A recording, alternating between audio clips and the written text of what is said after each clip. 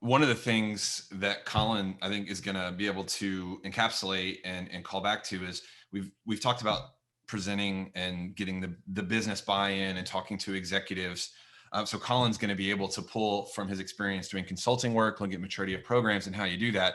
And when I reviewed his slides, he had an SEC form 10K in it, which if you've heard me talk in the past, it's always the first thing I talk about when it comes to understanding risk and trying to talk in terms that your peers and lines of business actually care about. So, he had me at that point. But Colin, I think this is going to be nice, and you're going to be able to build on a lot of the intelligence requirements and the planning direction conversations that we've had over the past 2 days. So, Colin, go ahead and take it away.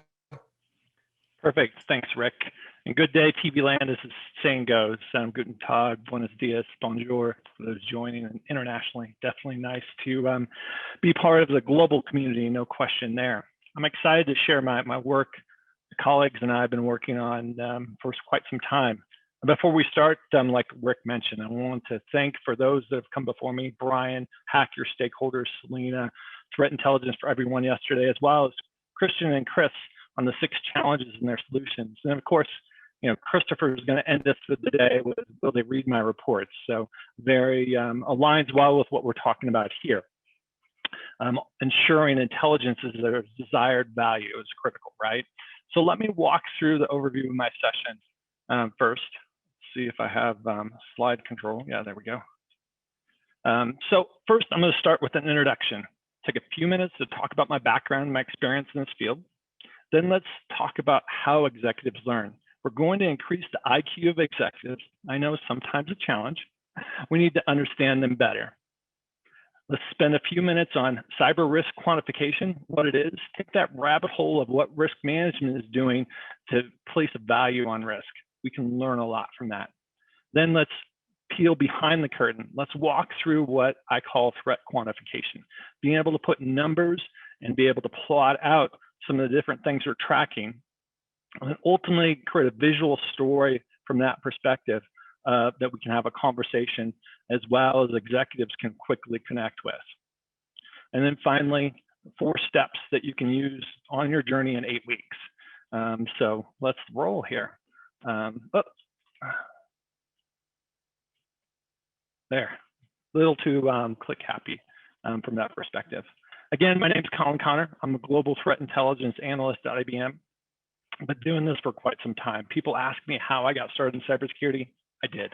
22 years ago, almost 23. Crazy.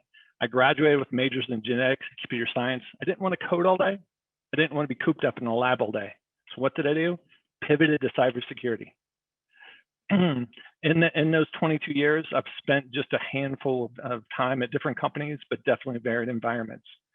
From a network security architect for the next generation weather satellites, security incident response manager, and then previously I was the director of cyber intelligence, cyber forensics at a major telecommunications company that have had quite a broad background and quite an exposure over the 22 years from that perspective. My current focus is twofold: infusing intelligence processes and IBM solutions and empowering clients to reduce business risk. Make that simple. I manage IBM's CTI program assessment and training workshops, as well as work with each of you to better utilize IBM solutions. For those wondering about the odd graphic on the right, you might talk to Lincoln and you might claim it's the hours of sleep I lost in cybersecurity. Seems to be improving, right? In reality, it's the security incident count that I've at my time as a CISO manager. In the short time, we were able to truly show the power of intelligence. We're able to reduce the number of incidents over a 3-year span with just 5 responders, not staffed 24/7, by 64% annually, using limited resources to make informed real-time decisions. So what's intelligence all about, right? Enough about me. Let's talk about my brother. One of the jobs that he's held as a chef. Chefs at times can be a lot like intelligence analysts. We quickly dive into specific tricks to keep the quiche from going flat. Or, in the case of Rick, we may talk about barbecue and getting that perfect temperature or that perfect tenderness and tug on the meat, right? So this is valuable when we share with other analysts. Executives are completely different. They're not focused on the specific technique. They're focused on the value of the information we're sharing. The so what? Does it taste any better from a chef perspective, right? So the acronym soup that we use, APTs, FINs, TTPs, PIRs, I heard today, often creates confusion and quickly loses their attention. And rarely do executives read a detailed intelligence report. How do we bridge that gap, then provide executives the knowledge they require? Intelligence requirements are the intelligence teams. How do we uncover the executives' requirements? This is where the language of business really comes in from that perspective. And in that, I want to share two examples from my experience, some positive, some lessons learned, that we can quickly just walk through these and understand and relate to these, right? The first is a quarterly report we created to highlight near misses and evangelize their success. Each highlight was a single slide with graphics demonstrating the business risk that's been reduced. Let's compare that to the language of business. So relate to enabling key business priorities. So an individual site that shows the security success. Our security success is focused on operation continuity, is focused on mitigating incidents that have occurred that we're not incurring additional cost or impact to the reputation of the customer. So aligns there, from that perspective. A single slide with graphics, not overwhelming, clear and concise. Reliability must be quantified. At times, we'd include charts over time, or that we would have a detailed report with more specifics, right? Don't need to overload them with the facts to begin with, but you need to have the facts to justify, what you're sharing and otherwise summarizing. Relevant. This is where, that first approach really was off. That the feedback was the data was stale. What we were doing, we were sharing information. We weren't sharing intelligence. Valuable to share our success at how we were using intelligence, but ultimately we weren't sharing intelligence. So the value, that quantum effect that CTI can provide wasn't there. Let's dive into a second example. Intelligence briefing on threat actors from a recent incident. Very interesting from a CTI standpoint, maybe even from an IR standpoint, right? Who's the mask behind the attack, right? The analysis was substantial. It helped illustrate and illuminate the residual business risk, as I like to call it. The incident wasn't isolated. This was a couple of related incidents that we forecasted the actor was continue to attempt and try different methodologies. We forecasted some of the additional methodologies, right? Some of them were completely accurate from that perspective. So let's compare the language of business. So we summarized and said that these individual fraud activities were going to be additional. There were going to be additional things, and they were going to pivot in a couple different ways. So from being able to reduce the fraud, we were able to reduce the cost of doing business, aligns with our business priorities. Engaging and not overwhelming. Of course, we had a detailed report. Of course, we had our pivot points and correlations between this data point and that data point, pulling things together. But from that standpoint, we used, you may have heard bottom line up front summary, a quick summary that ultimately summarizes, okay, here's what you need to know, clear and concise. Let's share what we need to, and then unpack the details to, hit our reliability, that we can show that then we're not just making claims that this is going to be occurring, that we can show that not only as these two incidents focused on us, much like with SolarWinds, that we saw additional targeting, additional activity that wasn't just related to our business, that related to other businesses.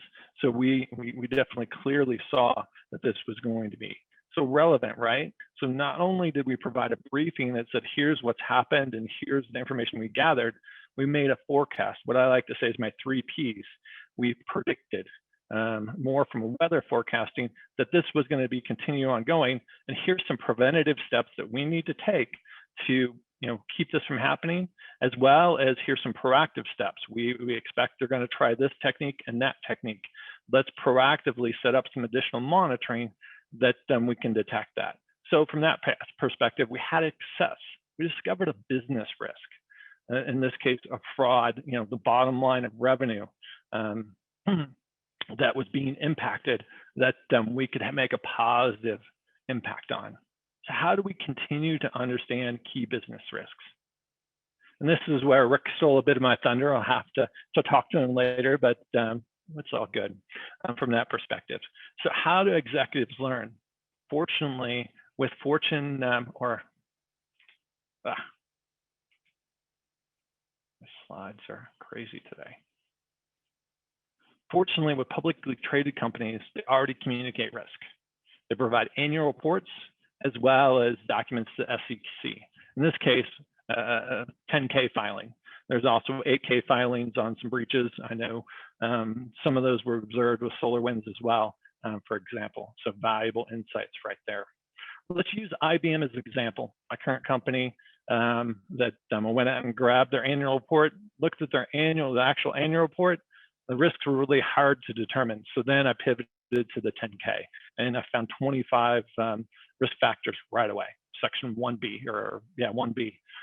So right up front, not surprising. When we review this 10K, we see 3 words that reoccur frequently. Let's categorize these 25, and I'll just put a portion on the screen here, into reputation, regulation, and revenue, the 3 R's. I have a blog that I'm working on right now, soon to be published, that talk about these as well. So from a revenue standpoint, what's going to impact the revenue, directly impact the revenue? Either we're having things stolen from us, we are having money stolen from us, etc. Reputation. So this is, as a CTI analyst, we may quickly see there's a cybersecurity and privacy considerations impact the company business risk factor in the 10K, the Form 10K. It's important for us to understand that while that's one business risk, there's 24 other ones there. So we need to continue to focus on the revenue, reputation, and regulation from that perspective. Regulation could be loss of loss of information, of sensitive data that we think we incur fines or other activities, right? So revenue, reputation, and regulation, I think it's key to categorize into those 3 so you can start to cluster things. In this case, like I said, there was 25 risk factors. I've often seen just a handful become more manageable. But what we discovered here, reviewing the 10K, is risk factors. That's the heart of business language. Let's go to the next slide and just decompose risk a bit more.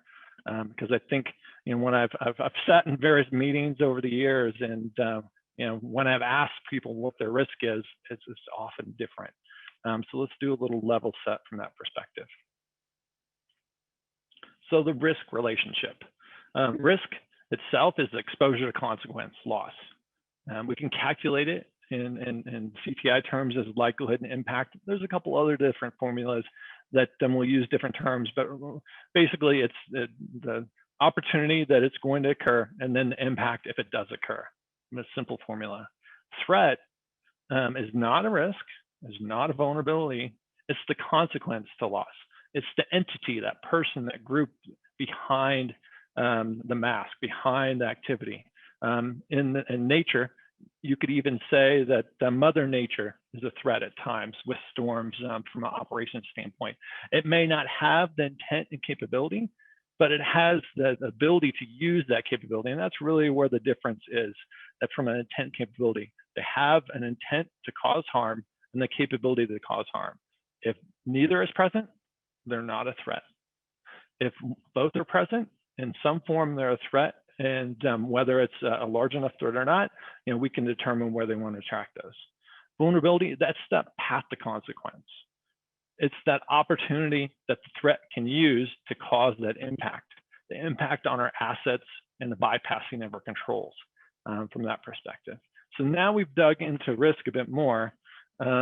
We started to see the relationship here, that we were focused on threat, that capability intent, that actor, that entity. How could we bubble up that to risk? We had to be able to relate that capability intent with the likelihood that something's going to occur, and then the likelihood that something's going to occur then can have some level of impact, right? So what about risk management? We have an aha moment that we need to speak in risk terms when we are focused on threat terms, and we see a relationship there. Let's dig into risk management. What are they doing from a risk quantification standpoint? And lo and behold, they have several different approaches. One of those is the FAIR model. The FAIR model is just one approach, a standard taxonomy and autonomy in financial terms. Basically, revenue. They can communicate this is going to cause a $6 billion revenue loss from that perspective. They have specific data collection criteria, sounds like CTI, measure scales for risk factors, and modeling constructs. So a lot of relationship from that perspective. That when I start looking at this, really it's broken down into two things. FAIR has their annual conference. FAIR, of course, is the most frequently used cyber risk quantification by risk management. There's a couple other approaches as well. They claim to be the only one, but there's a couple other approaches. So I'm not going to dig into FAIR much here, but I do want to highlight some things we want to build upon. The loss magnitude on the right, that can be communicated in the cost of a data breach study, the Polygon study that IBM partners with, for example. Or you can even calculate it based on past events that you saw this occur, and this was the impact from that perspective. From a loss event standpoint, we start to see some of the pieces from our risk decomposition chart, that the threat capability. We see threat event frequency, but it's contact frequency, probability of action. Some terms that from a CTI standpoint, we don't really use much from that perspective. So how can we think from a loss event frequency from a threat perspective? That's the challenge, because here, these really become more static. And maybe, we have a $6 million loss, but on, data breach, for example, maybe a loss event from an insider threat. Security operations, how do they really relate to that? We have a disconnect here. Ultimately, we want to be kind of in this Venn diagram of risk management, intelligence, and security operations overlapping, be able to provide value and insights to one another. Intelligence can provide the likelihood, the probability that something's going to occur, as well as the techniques that it's going to take to get there that operations can use. Risk management, of course, takes that frequency and can help prioritize that this risk is higher than that risk from an operations standpoint. So there's a huge synergy here that the FAIR model attempts to try to address, but from an intelligence standpoint, we're definitely disconnected there. So how do we solve this problem? That's where, much like others, do we create something new here? How do we quantify intent and capability? Luckily, work has already been done on this, almost 8 years ago by Carnegie Mellon. They wrote a white paper, a research paper on implementation framework cyber threat prioritization. Not only does it include the likelihood that we've talked about earlier, but also includes impact and risk in there in the paper. So, the link's there. I'll put the link at the end of my chart as well and post in the Slack room. Definitely valuable to read, to understand how can I decompose these things? How can I make this, in my sense, more scientific? Remember that genetics background, very scientific approach. How can I approach it systemically that I can be consistent and adjust and grow over time? So from that standpoint, they break likelihood down into two pieces. First, capability, and actor sophistication, tools and resources to execute an attack. And then intent, the actor's purpose and the expected outcome of a cyber attack. So those two pieces bubble up to the likelihood. Again, remember the chart several minutes ago, that likelihood then bubbles into the risk equation of the likelihood times impact is the risk. So we have a component that bubbles up to that risk, right? The impact, from a CTI standpoint, hard for us to quantify. That's where we partner with risk management to help us quantify that. But likelihood, our wheelhouse, what we can focus on. But capability, intent, how do we calculate those? And how do we understand those? A great example, a year ago, everybody was on fire in the news media Iran's going to launch a cyber attack. That, of course, a year ago, the U.S. Launched a drone strike, killing General Soleimani. Blah, blah, blah. A little tongue-tied this morning. That killed General Soleimani, and the concern was that while it was a cyber or a kinetic strike, that Iran's cyber capabilities of DDoS and wiper malware were going to be used. So when we step back here, the DDoS and wiper malware, those were their resources, those were their capabilities. Now the question became, were they going to launch a cyber attack based on a kinetic strike? That's what we were monitoring from a CTI standpoint. Of course, that day one, did we have any indications that they're going to launch an attack? No. Did the capability and intent change? No. The likelihood didn't change. The executive concerns that this intent is going to change? No question. So our ability to report on that is really to monitor that intent, monitor for new capabilities, and have that frequency of conversation with executives, not that things haven't changed, but this is what we've seen and things haven't changed. To have some clarity of, nope, we're good. You know, again, behind the curtain here, that for those Wizard of Oz fans perspective, right? That we're going to communicate likelihood. We're going to communicate, you know, that the likelihood hasn't changed. We continue to monitor the forums and activities and campaigns to ensure that there's no pivot from a kinetic strike to a cyber strike. You know, definitely huge leap there from that perspective. So let's dive a little bit more into capability and intent. So capability intent, again, breaks down into a couple different pieces. That capability, as I mentioned, the resources from that perspective and their attack methods. That attack methods, infrastructure, technology, coding, maturity, and targeting of the actor. The resources, the money, the people, the tools, and the training. When you think of capability, APT, nation state quickly pops out, you know, because they have those resources from that perspective, the money, people, tools, and training. But some of the financial actors definitely have a good amount of capability as well, right? Now let's step back to intent. Intent can be broken up into two pieces, a motive and targeted data. So motive is that, are they targeting for fame? Are they targeting for bragging rights? Are they targeting for financial or nationalistic purposes? Why are they, you know, attacking specific things? What's their motive there? That if I'm in financial services, some of the financial actors are going to have more of a motive to come after me than if I am in maybe telecommunications, where I've been before, or maybe even IBM, right?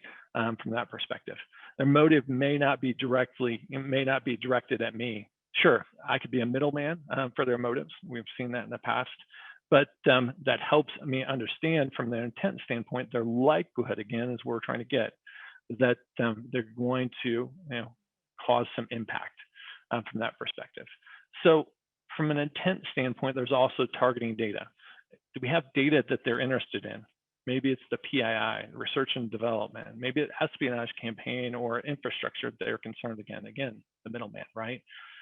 So from an intent and capability standpoint, bubbles up to likelihood. We've talked a lot about concepts here. Now let's start digging into the data. I'm sure what everybody's been waiting for.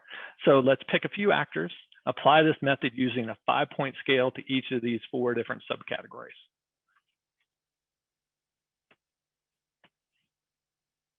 And there's a bit of method to the madness here on the actors that I've chosen. Some of these I tried to keep with the MITRE nomenclature. Of course, Fin 8 or Fin 6, we call ATG 8 over at AT&T. You know, it's different names, different places as well. So from that perspective, but when we start looking at this, we're back to our acronym soup, right? We have Fin 6, Fin 7, Fin 8, Fin 11, Lazarus Group. Even if we bubble up into Lazarus Group into North Korea, or we put some of the other APTs in here as Russia and China, executives, to some extent, they care about whether it's a nation state and what nation state, but which actor, they're going to quickly lose interest from that perspective. So how do we get their interest? How do we relate to that risk business language? As well, that when I look here, these are clustering a lot, right? That not surprising. Some of the financial actors that are focused on maybe POS compromise pose a similar risk from a financial standpoint or from a retail standpoint. Whether it's Fin 6 or Fin 7 really depends on what their campaign is, right? So let's now take a key from the FAIR methodology and look at business loss event. So let's associate each of these with business loss event. And chatting with Rick, is there an encyclopedia of business loss events? I wish there were. Risk management as well as CTI are definitely emerging fields. But I've heard it mentioned a couple different times today, and this ENISA has annual threat landscape reports. In there, good resource to understand some of these business loss events. They summarize some of the events, some of the vectors in some cases that can be adjusted to your specific language. That from a retail standpoint, e-commerce skimming, POS compromise, even ransomware, have a quick connotation. You want to be able to adapt these business loss events to things that the business is going to understand. So from a manufacturing standpoint, it may be OT, operational technology impact, right? It may be a manufacturing impact, or maybe that ransomware has a correlation. You want to use terminologies that you can summarize into executive understanding from that perspective. So when we did this, some key things really came out quickly, which were very interesting. That Fin 6, Magecart Group 6, we see them pivot from POS compromise to e-commerce skimming to ransomware. So some of these nuances that we track from an intelligence standpoint now start to be bubbling up in the data behind it. As well as Fin 11, similar from a POS compromise to ransomware. So from that perspective, now we're starting to align with the methodologies, quantification with executive terminology. And here's the big leap. If we present a chart like this, these are numbers that valuable, helps us create reliability, maybe liability too, reliability on how this is, because how do we summarize these numbers? These numbers aren't just pulled out of a hat. These numbers are based on intelligence reports, maybe actor analysis, maybe campaigns, and in some cases, which is really becoming an emerging field, breach and attack simulations. That we can take certain POS malware, we can take certain ransomware strains, run it against our technology, because we're concerned because that, say, Rebel, we're concerned that they attacked one of our competitors, and we're concerned they're going to attack us. We can understand their capability from a technology standpoint using simulation from that perspective. Intent, we know that they attacked a competitor, so we know the motives there, we know that they're targeting specific data. That's easy from an intelligence standpoint. The attack methods, like I said, we can quantify based on simulations, as well as analysis of reports, campaigns, and even some of our internal observations, right? Near misses from that perspective. So here's, like I said, the leap, that we want to be able to move it to a chart. I want to move it to a graphic, to a visualization that executives can quickly look at and say, why is e-commerce vigorously monitoring? Or why is DDoS attack so far down there? I thought we had an attack 2 years ago that took us out for 2 years, or 2 weeks from that perspective. That we can start to have that conversation. Still not risk language, but this is something that executives can understand.